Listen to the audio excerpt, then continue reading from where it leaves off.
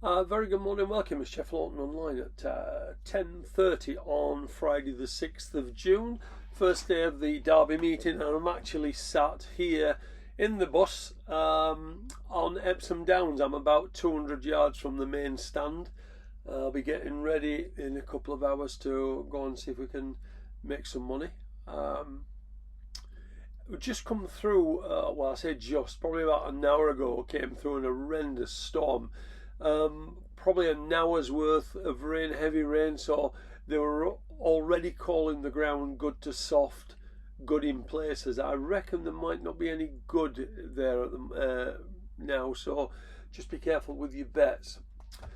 Right, before I start, as usual, hit the subscribe button if you will. It just tells you when I'm going to be putting a video up, and then you're not hanging around. And also, if you're interested in the private service, drop me an email. As I say, we won 80 points in the month of May. We've had 4 bets so far this week. 3 of them have won, so things are going well. So if you are interested, drop me a line, jefflawtonmanagement@gmail.com.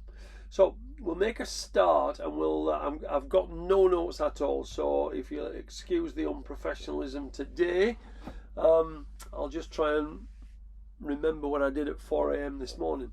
Right, starting the 205, the woodcut. This is always, I always say to you, I've got markers. I do my own ratings and I've got markers. So we start with the Lily Agnes at Chester, then we do the Mary Gate at York, then we do the National Stakes at Sandown, and then we do this one, which is the first 6 furlong race of the what I call the marker races.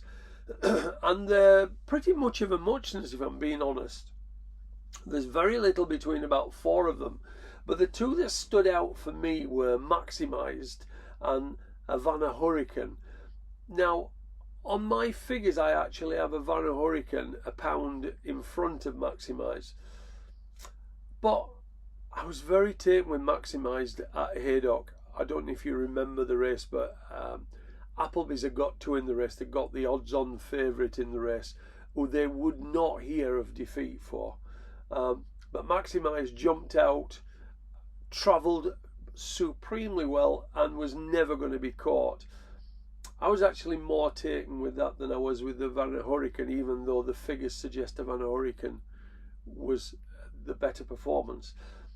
But the other thing is, and price tag doesn't mean everything, but I think Maximised cost 720,000 guineas as a yearling, whereas Havana Hurricane cost only 9,000. I know the Appleby team are napping this. If there's any negatives, is we don't know what it's going to be like on the ground, same as we don't know what the others are going to be like. And also a 6 draw, not the best, but I think they usually go too fast in this race, and hopefully Buick can just have a sensible head on him and wait and pick them up late as they hit the rising ground, and I think he should be winning that one. The 240, which is the Coronation Stakes, I don't think this is a strong race, and Calandagan for me has got form far superior to these. It's a solid Group 1 performer. He was second, I think it was the Juddmonth last year, when he was second to City of Troy. Gave it a race, they were clear.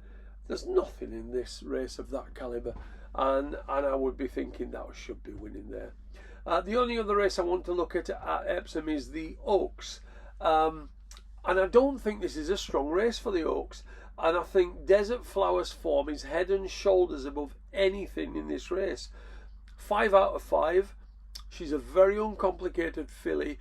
She's very well balanced, so she's going to handle this track. She's won on with cutting the ground. The only negative is, will she stay 1.5 miles? Well, the people I speak to there seem to think she will. If she does, I don't think these will see what time of day it is, because I just think she's a different class to these. So that's Epsom covered. The other races, too hard. Don't even bother looking at them. Don't waste your money on those stupid hard races. Let's go to Thirst. A couple of races I wanted to touch on there. 3 o'clock. Cannon's House of Mick Easterby's. Won very, very impressively last week. carries a... Does he carry a penalty or not? I can't remember. But I know it's about £12 well in, and that should be winning that race. And in the 5:30, same applies to Arabian Cobra, who's second at Hamilton, and I think that one's due to go £5 from Saturday. I think both those two should be good things. And at Doncaster tonight in the 6:05, Daiquiri Bay. I thought that won really well at Chester because it came from an impossible position and won going away. So for me, on a better, because I don't think it really handled Chester, so on a better track, I think Daiquiri Bay will be winning that. Now I'm going to leave it there. As I say, I'm going without notes, so I can't remember everything I did very early this morning. So there's a few pointers there. If you do want to know what I've backed, drop me a line on my email. And if you don't want to know, or you just want to know what time the videos go up, hit the subscribe button, and I'll talk to you tomorrow. Many thanks.